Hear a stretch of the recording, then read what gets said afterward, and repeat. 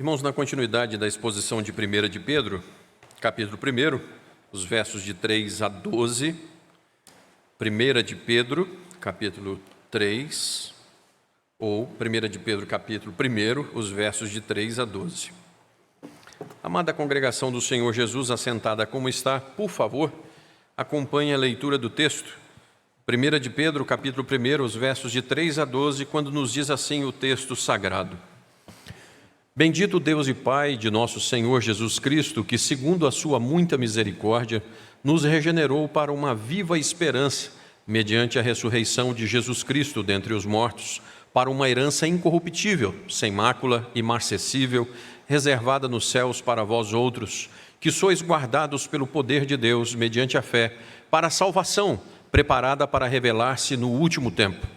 Nisso exultais, embora no presente, por breve tempo, se necessário, sejais contristados por várias provações, para que, uma vez confirmado o valor da vossa fé, muito mais preciosa do que o ouro perecível, mesmo apurado por fogo, redunde em louvor, glória e honra na revelação de Jesus Cristo, a quem, não havendo visto, amais, no qual, não vendo agora, mas crendo, exultais com alegria indizível e cheia de glória, obtendo o fim da vossa fé, a salvação da vossa alma. Foi a respeito dessa salvação que os profetas indagaram e inquiriram, os quais profetizaram acerca da graça a vós outras destinada, investigando atentamente qual a ocasião ou quais as circunstâncias oportunas indicadas pelo Espírito de Cristo que neles estava, ao dar de antemão testemunho sobre os sofrimentos referentes a Cristo e sobre as glórias que o seguiriam. A eles foi revelado que, não para si mesmos, mas para vós outros, ministravam as coisas que, agora, vos foram anunciadas por aqueles que, pelo Espírito Santo, enviado do céu, vos pregaram o Evangelho, coisas essas que os anjos anelam perscrutar. Oremos. Amado Deus, nós precisamos da Tua instrumentalidade, a fim de que essa palavra cale no nosso coração.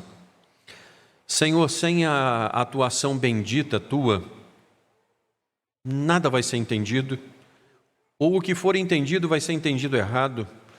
Então, ó Deus, que o pregador desapareça na sua incompetência e que a obra seja, ó Deus, do Teu Santo Espírito nesse lugar. Que o Teu povo possa voltar para casa com a certeza de que no horário marcado o Senhor veio estar aqui e falar conosco. Que seja assim, ó Deus, para que domingo que vem nós tenhamos urgência de Te ouvir de novo. Dá-nos de Ti mesmo, ó Deus, porque nesse mundo, sem o Senhor, nada podemos fazer. Mas se o Senhor for conosco, ó Deus, nós chegaremos até o fim. É no nome de Cristo que oramos e clamamos. Amém. Irmãos, são de Thomas Watson duas frases. A injustiça em Deus pelo fato de colocar seu ouro na fornalha a fim de purificá-lo. A injustiça em Deus no fato dele colocar o seu ouro na fornalha para purificá-lo. Segundo, Jonas foi enviado ao ventre do peixe a fim de preparar seu sermão para Nínive. Então, irmãos, Deus não é injusto ao usar o calor da prova para nos purificar. E às vezes, quando você está passando por problema, a primeira coisa que vem na sua cabeça, tadinho de mim, por que comigo? Primeira coisa. Deus sabe o que está fazendo e faz com que as dores tenham um divino fim. E a inódia da Igreja Presbiteriana do Brasil é riquíssima, irmãos. Nós não podemos desprezar os hinos. E um deles diz assim: faz, ó Deus, que a Igreja compreenda assim. Faz, ó Deus, que a Igreja compreenda que as dores tem um divino fim. Isso tudo para dizer que o Senhor não só tem o tempo de fazer todas as coisas, como também só faz o que tem serventia. Nada é à toa debaixo do céu. Nada. Por favor, pense nas variáveis do seu organismo num dia. Nas várias variáveis de processamento do seu organismo num dia. Pense nisso. E no corpo das pessoas da sua casa, tá? Da sua família, de Belo Horizonte, da grande Belo Horizonte e do mundo. Deus não só controla todas as variáveis dentro do seu corpo, como todas as variáveis na Terra e no universo. Qual é o tamanho da onisciência do Deus que rege todo o macro e o microcosmos? Qual é o tamanho desse Deus? E Ele não só rege, Ele catalisa tudo para um fim proveitoso, para o cumprimento dos seus propósitos eternos. Confissão de Fé, capítulo 3, os decretos eternos de Deus. Qual é o tamanho de Deus, que nenhuma folha cai sem que seja da vontade dEle, para o bem daqueles que o amam, para a glória do seu nome, eternamente. Amém. Qual é o tamanho desse Deus?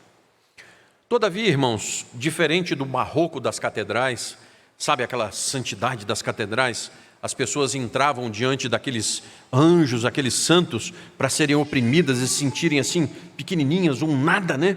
Então, ao contrário do barroco das pinturas, que amedrontavam, o conhecimento de Deus não é para contemplação, e sim para a adoração que culmina pela ação. Nós não contemplamos Deus, nós adoramos a Deus. Nós louvamos por aquilo que sabemos estarmos fazendo. Se nós estatelarmos, nós estamos contra o fim principal do homem, que é adorar a Deus. Se diante da grandiosidade de Deus você paralisa, está errado. Você não veio aqui para paralisar, você veio aqui para ouvir e para colocar em ação. Essa é a razão da fé. Nós estamos nessa missão. Então, irmãos, fé voga ação. Daqueles que alcançarão e que desfrutarão, gozarão das delícias eternas de Deus. Fé voga ação. Contemple o paralelismo. Deus faz para. Tudo tem um alvo. Se você não se dispuser a fazer, terá que acertar para começar a conquistar. Meu irmão, se você não se dispuser a fazer, então, essa é uma chamada. Deus faz para. Você faz e faz para. Irmãos, nós estamos vivendo um tempo de tremermos. Mas as Escrituras dizem o seguinte: o verdadeiro amor lança fora o medo, porque o medo só produz tormento. Nós amamos porque Deus nos amou primeiro. Nós estamos estatelando. Nós estamos nos deixando corroer de ansiedade. Não, irmãos, não. Ennio Miller, comentando essa perícope, ele chama de louvor a Deus pela salvação e na ordem dos salutos as etapas dessa salvação. Então, louvor a Deus pela salvação. À medida que você vai galgando, não é para você ficar assim, é para você dizer glórias, glórias e glórias a Deus. Todas as etapas são empreendidas monergicamente pelo Espírito, e onde só se apropria quem tem a nova identidade de filho, por ser chamado a agir e a usufruir como filho. Você não foi feito filho de Deus para sentar e esperar. Você foi feito filho de Deus para agir e usufruir. Deus fez para, faça para. Eis a etapa, começando pelo início do verso 3. Regenerados? Para. Regenerados para. A viva esperança e herança incorruptível. Os versos de 3 a 5, irmãos, leiamos. Bendito o Deus e Pai de nosso Senhor Jesus Cristo, segundo a sua muita misericórdia, nos regenerou mediante a ressurreição de Jesus Cristo dentre os mortos, para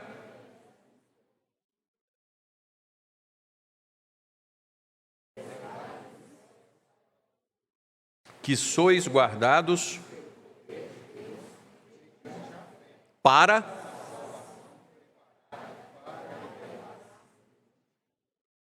vocês percebem?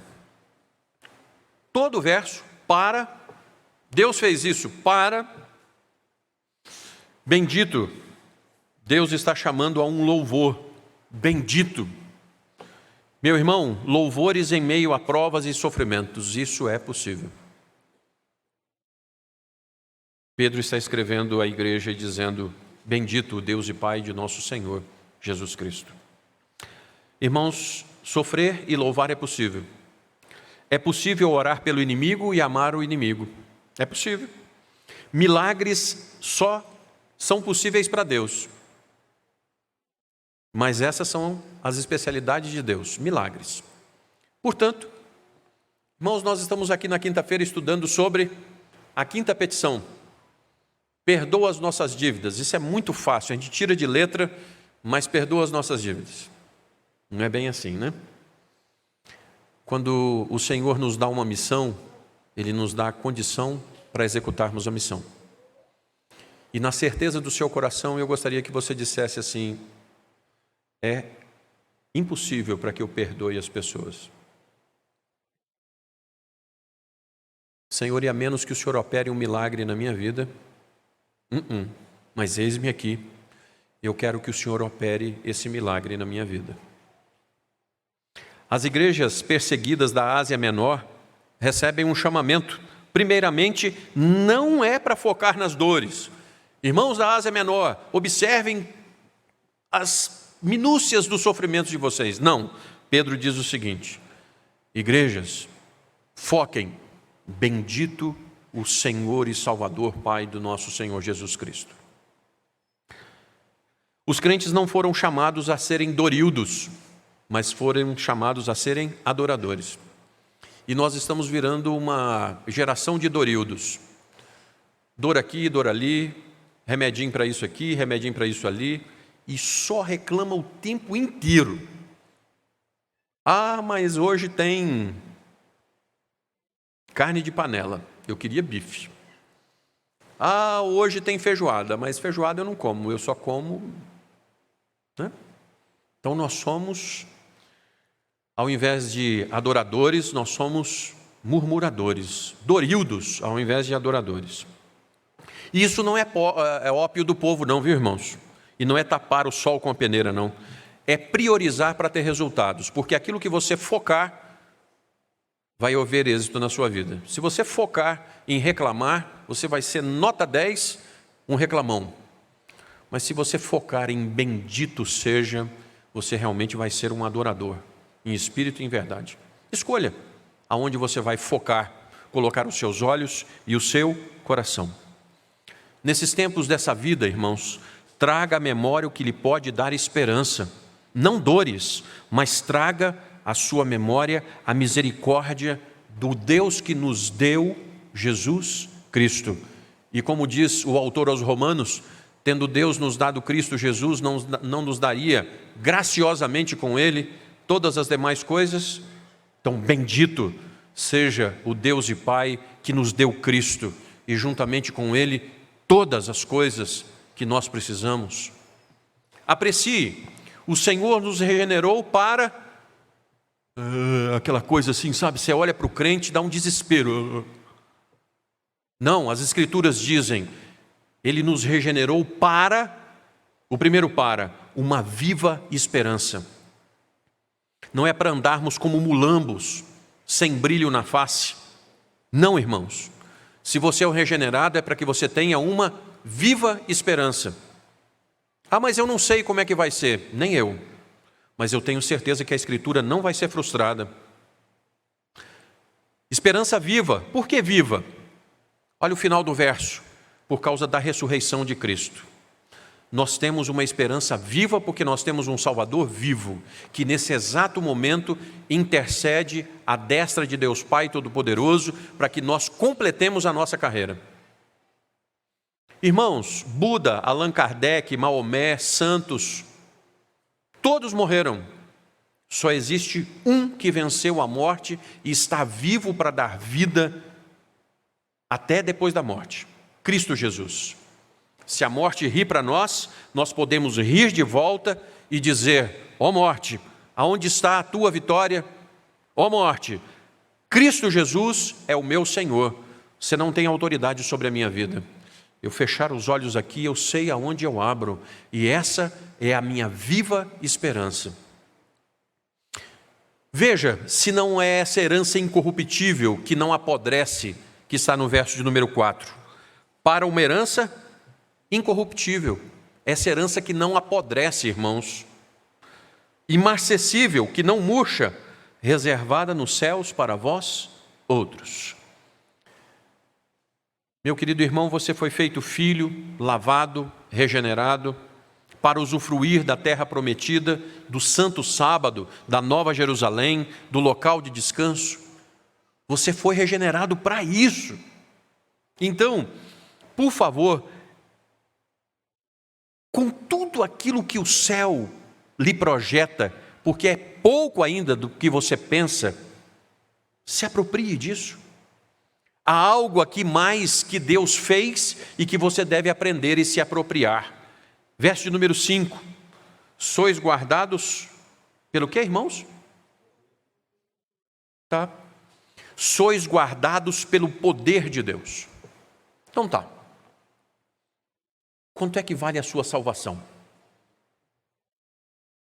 Quanto é que você pagaria pela sua salvação?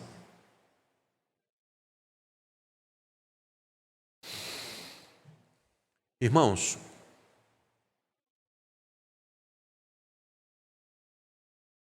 quanto é que nós pagaríamos pela vida de um filho, de um neto?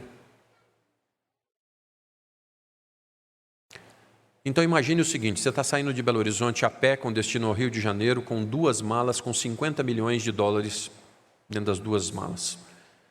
Qual é a chance de você chegar no Rio de Janeiro incólume?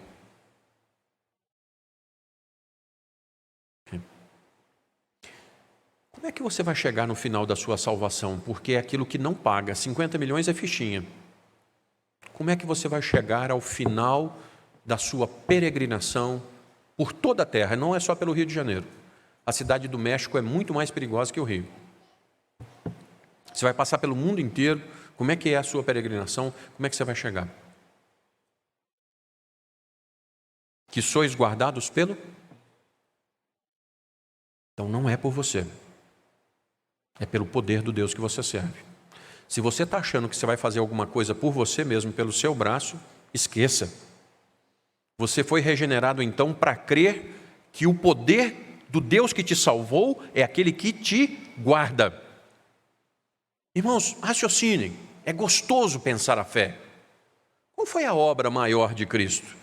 Te salvar ou continuar te salvando até o último dia? Qual foi a maior obra de Cristo? Na cruz ou da cruz e até o final, quando Ele vai fazer perseverar todos aqueles que o Pai elegeu antes da fundação do mundo e nenhum deles se perde?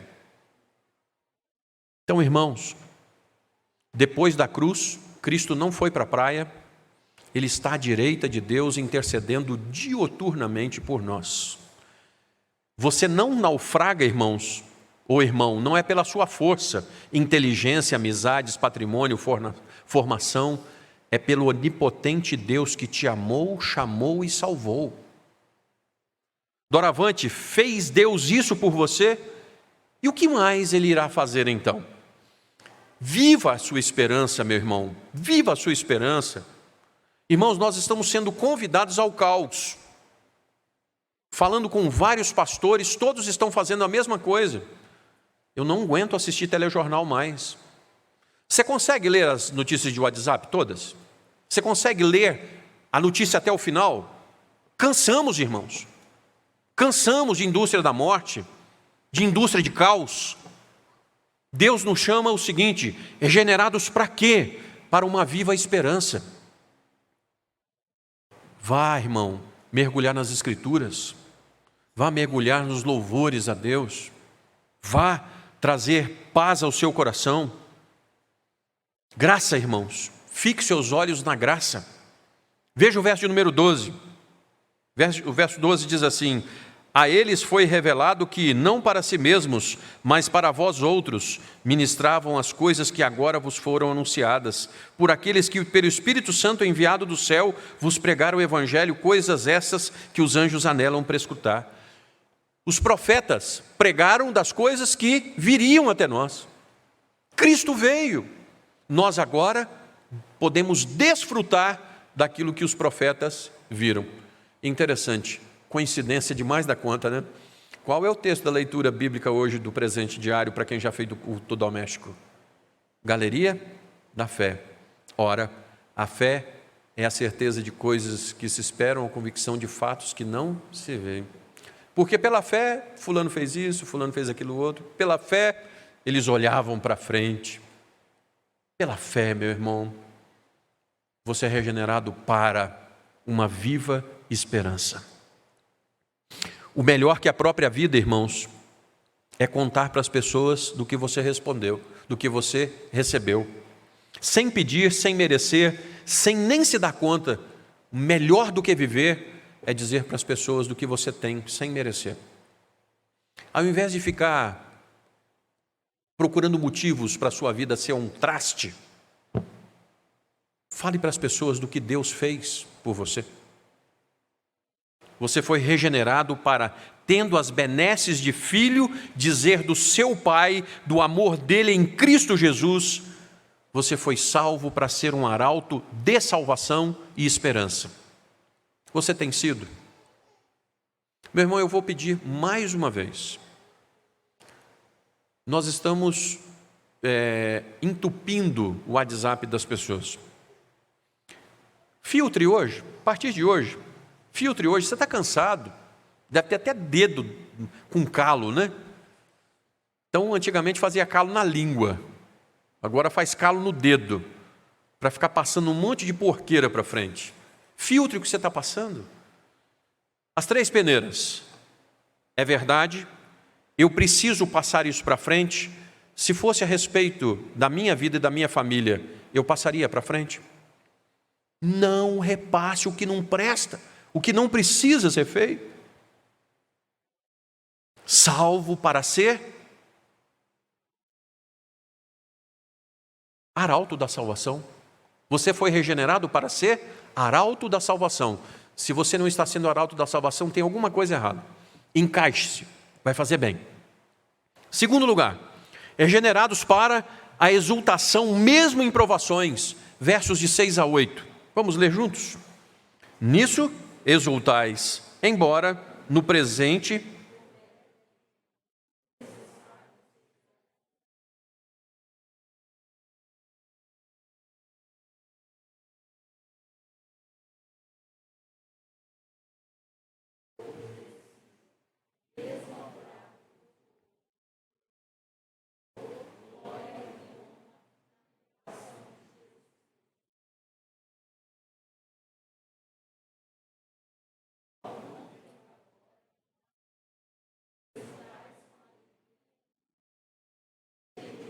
até aqui.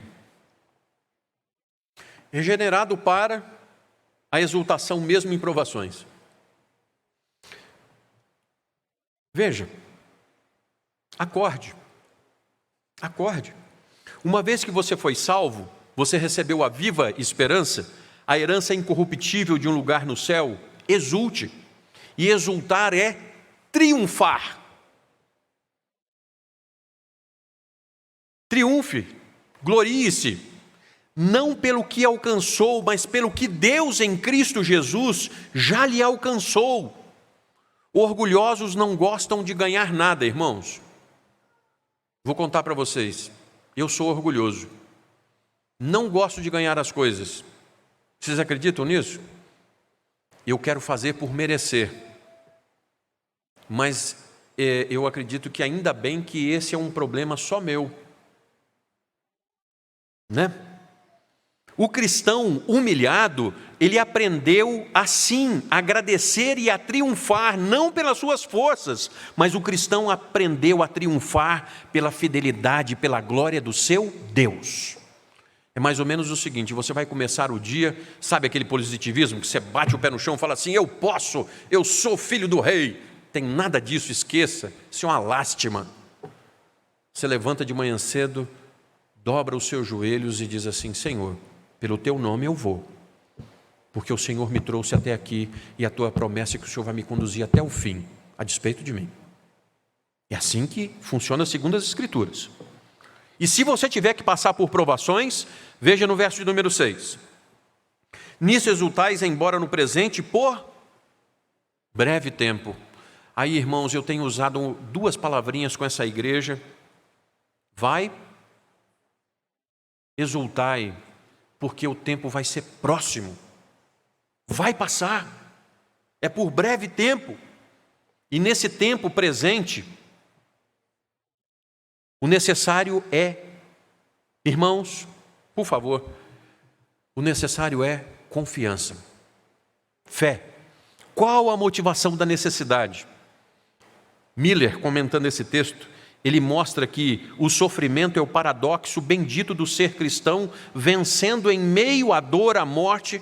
Como o cristão vence isso, irmãos? Como? O sofrimento é a prova do cuidado de Deus com os crentes. Como é que é? O sofrimento é a prova do cuidado de Deus com os crentes. Porque sem sofrimento nós jamais viveríamos a graça ou desfrutaríamos dela. Irmãos, se não fosse sofrimento, nós todos debandaríamos, não ficaria um na graça, hein? A graça é uma bênção alimentada por sofrimento. Depois, o sofrimento nos dá a oportunidade salientada no poema Pegadas na Areia. Nos sofrimentos é que nós procuramos e falamos assim: poxa vida, Senhor, o Senhor, né? Cadê o Senhor? O Senhor me abandonou, só estou vendo um par de pegadas aqui. Aí lá na frente, você vai tirar satisfação com Deus e dizer assim: puxa vida, Senhor, lá naquela época eu estava sozinho e só enxergava. Aí Ele vai dizer assim: é verdade, aquele par de pegadas era meu, eu estava te carregando nos braços e você não conseguiu entender isso até hoje. São os sofrimentos que nos permitem entender e nos apropriarmos do cuidado de Deus, irmãos. Quebrar a nossa autossuficiência é uma bênção a ser desfrutada e ter os olhos bons para você conseguir enxergar isso. Terceiro, é que quando você sofre, você se torna coparticipante dos sofrimentos de Cristo. Senhor, eu tenho a oportunidade de sofrer, como diz o mineiro, um cadiquinho assim do que o Senhor sofreu, mas eu tenho a oportunidade de ser crente e sofrer. Porque se eu conseguir ver o divino fim na luta, que Deus está comigo todos os dias, até a consumação dos séculos, para passar por aquilo, eu verei Cristo melhor. Como é que acontece com Jó, irmãos? Ele foi no oftalmologista, ponta de linha, né? No final da vida ele diz assim: antes eu te conhecia de ouvir falar, mas agora que eu fui no oftalmologista, sofrimento, os meus olhos te veem. Os sofrimentos nos dão a oportunidade de ter os olhos mudados. Verso 7, né, irmãos? Verso 7. Para que, uma vez confirmado o valor da vossa fé, só depois que aprendemos a ver, que passamos, que subimos de nível, né? Nível de intimidade confiante com Deus, em Deus, é que Ele nos dá a desfrutar dessa intimidade de quem o teme. Só quem sofreu e aprendeu a confiar em Deus que desfruta disso aqui. Veja se é esse ver a Cristo em tudo, sobretudo na luta, que está no verso de número 8. Leia comigo, vamos juntos? A quem, não havendo visto, há mais, no qual, não vendo agora, mas crendo.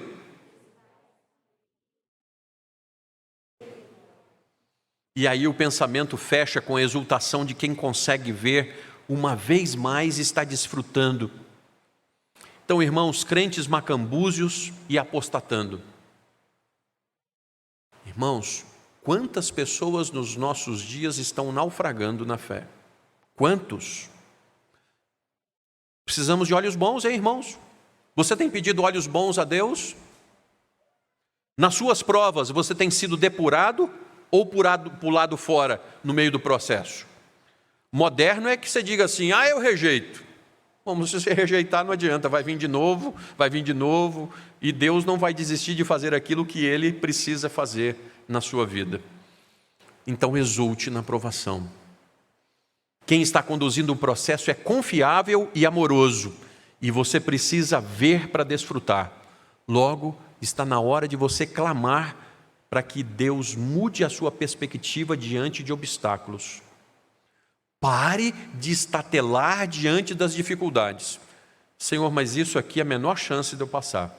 Verdade. Mas, ó Deus, se o Senhor colocou isso na minha frente, eu preciso marchar. Que o Senhor me dê condições para executar a missão que o Senhor me deu. E uma das coisas no militarismo, a melhor coisa, irmãos, é quando o comandante dá a missão, que você rala e chega no final, presta continência e diz: missão cumprida.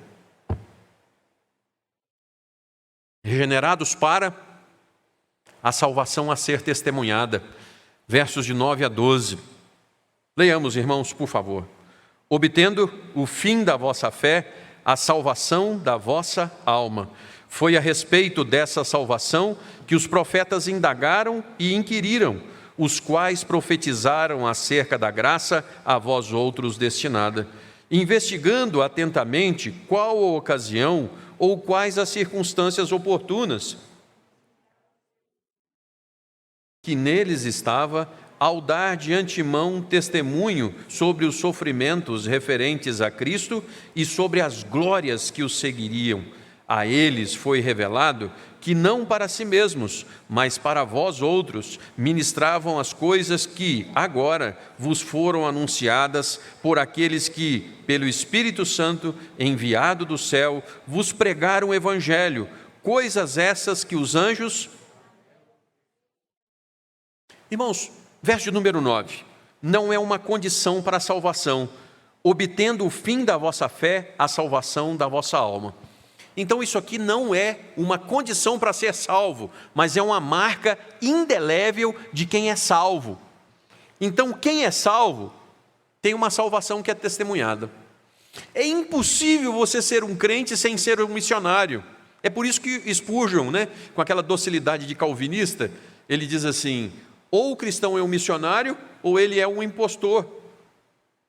O alvo da fé que salva é a exultação por ver todos os benefícios que isso traz. Irmãos, vimos Moçambique aqui, domingo passado, nesse mesmo horário. Qual é a perspectiva para aquelas crianças, para os refugiados? Se o evangelho da graça não for lá, não adianta. Mas aonde o evangelho entra, irmãos, existe valor, dignidade, valorização da mulher. E tem gente que diz que a Bíblia é machista, mas aonde o evangelho entra, a mulher é honrada, as crianças são valorizadas, porque Deus é o marido da mulher e o pai dos órfãos. Irmãos, o alvo da fé que salva são esses benefícios. Não fomos salvos para piorar de vida, não para fazer favor a Deus, nós fomos salvos para exultar como verdadeiros adoradores que adoram, porque nós somos feitos para isso. Você quer alcançar a certeza da salvação? Tem gente que tem neura espiritual. Pastor, como é que eu faço para ser salvo? Araújo não tem, irmãos. Não tem pílula certeza de salvação. Não é? A salvação, a Araújo tem o slogan: se é bom, na Araújo tem. Pílula de certeza de salvação, Araújo não vende. Você sabe como é que você faz para ter certeza de salvação? Vá trabalhar na salvação de outros. Que aí você vai olhar para a sua vida e vai dizer assim: meu Deus, eu estou sendo usado para salvar outras pessoas. Glória a Deus, Deus usa um trem como eu.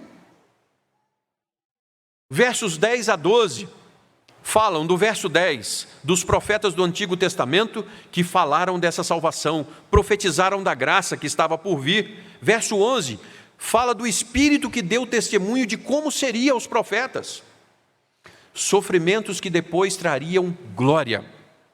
Verso 11, irmãos, olha só: investigando atentamente qual ocasião ou quais as circunstâncias oportunas indicadas pelo Espírito de Cristo que neles estava, ao dar de antemão testemunho sobre sofrimentos referentes a Cristo e sobre as glórias que o seguiriam.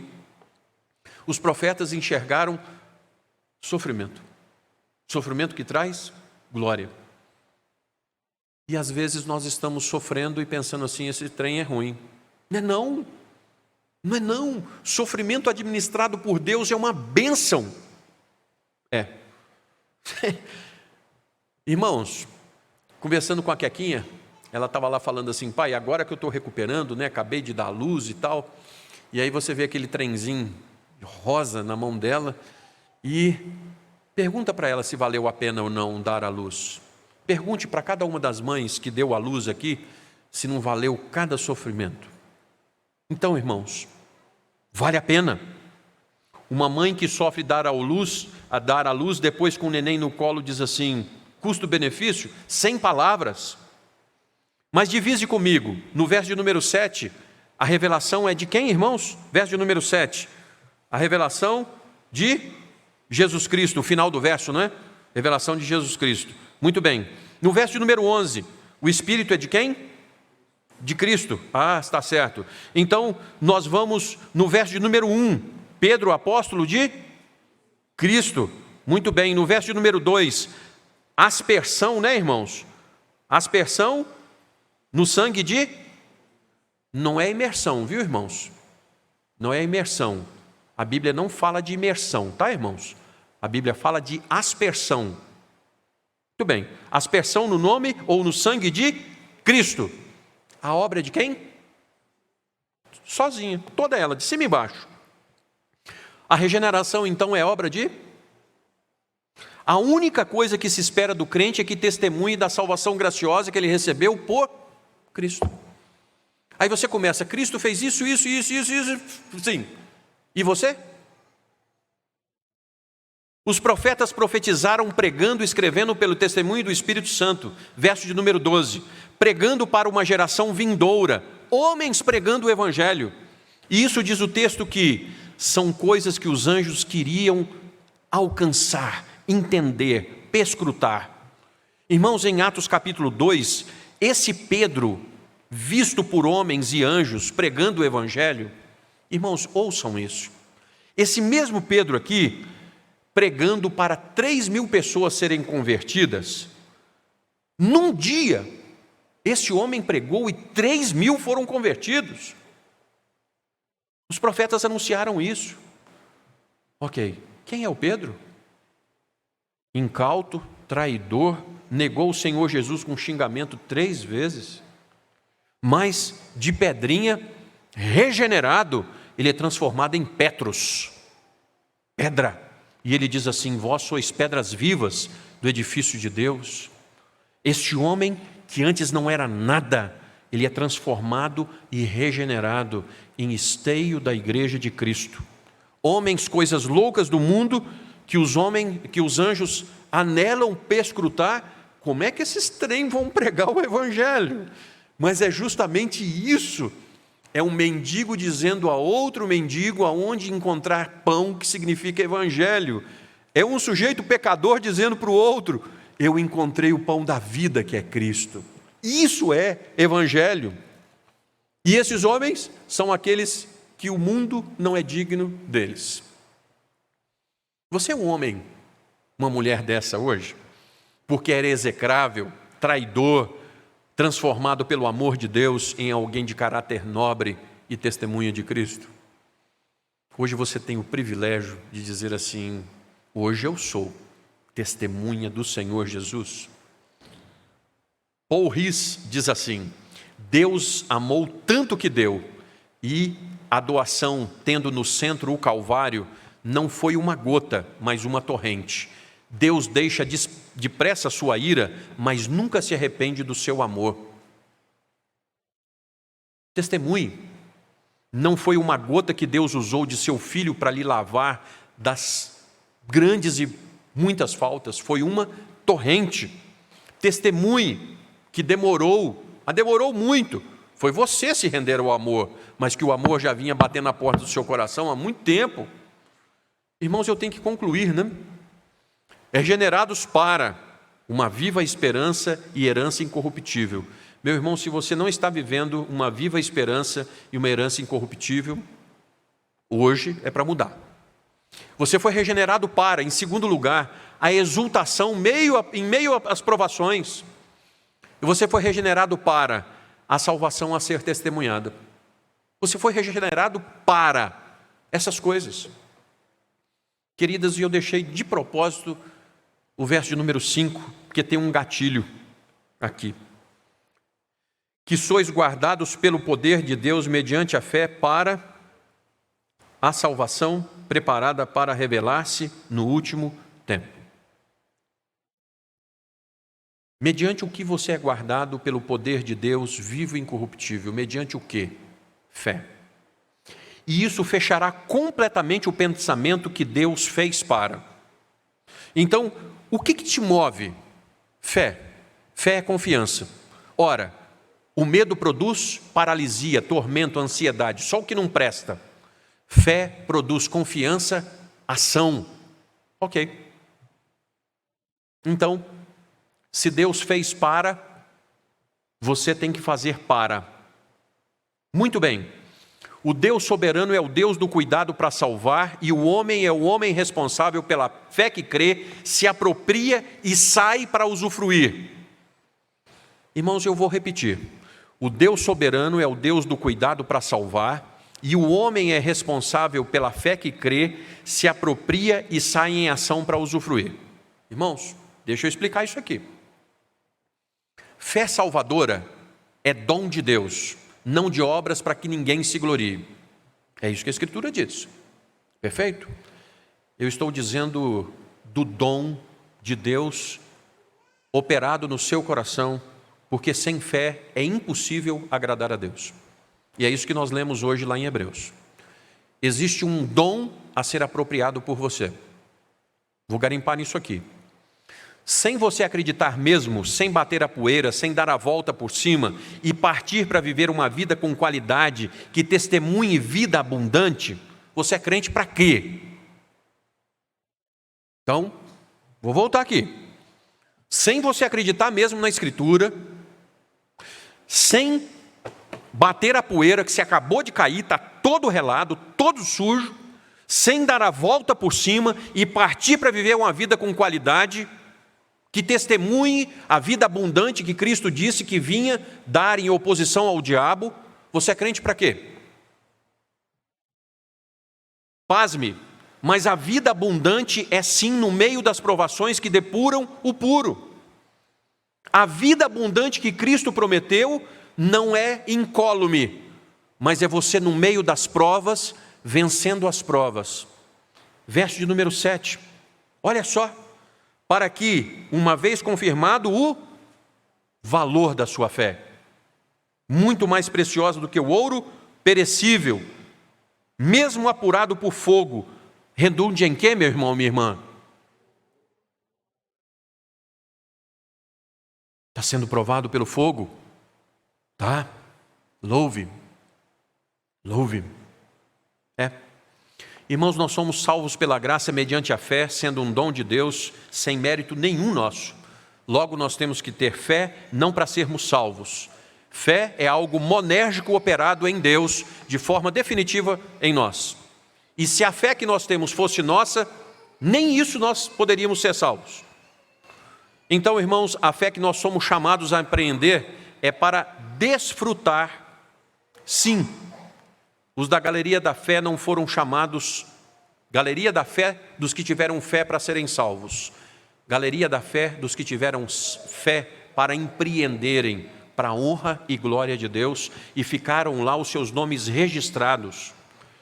Os israelitas, irmãos, salvos do Egito, não voltariam para o Egito de jeito nenhum, mas a terra prometida estava ali, pronta para entrarem e tomarem posse de tudo aquilo.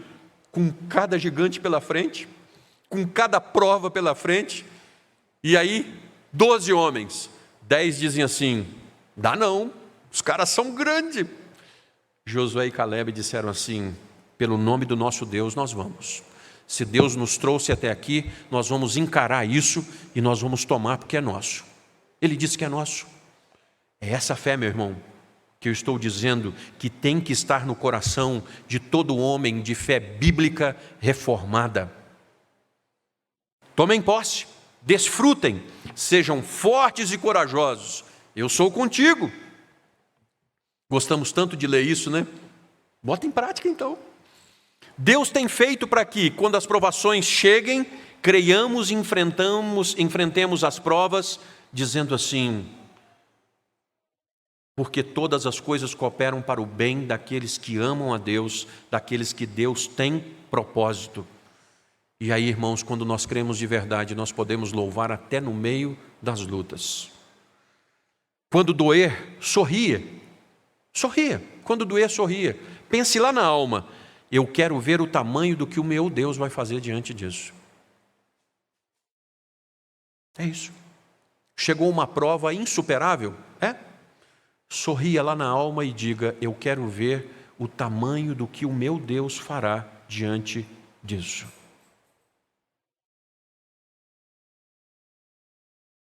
Você pode, por favor, abrir as Escrituras no Salmo 116, os versos 12, 13 e 14. Pode ficar de pé, queridos? Podem ficar de pé. Salmo 116, 12, 13 e 14. Irmãos, vamos lá. Salmo 116, 12, 13 e 14. Leiamos. Que darei ao Senhor por todos os seus benefícios para comigo, tomarei o cálice da salvação e invocarei o nome do Senhor. Cumprirei os meus votos ao Senhor. Só até o 14, queridos, obrigado. Irmãos, hoje Deus te disse que fez e que fará. E quando Ele fizer, para que é? Para você cumprir os seus votos na presença de todo o seu povo. Testemunhe do que Deus faz. E você só vai poder testemunhar disso no meio das dores. Porque na hora da festa, todo mundo fala. Crente testemunha, até quando está doendo mais. Presbítero Vitor, o senhor nos despede com oração final e o reverendo desce com a bênção, por favor.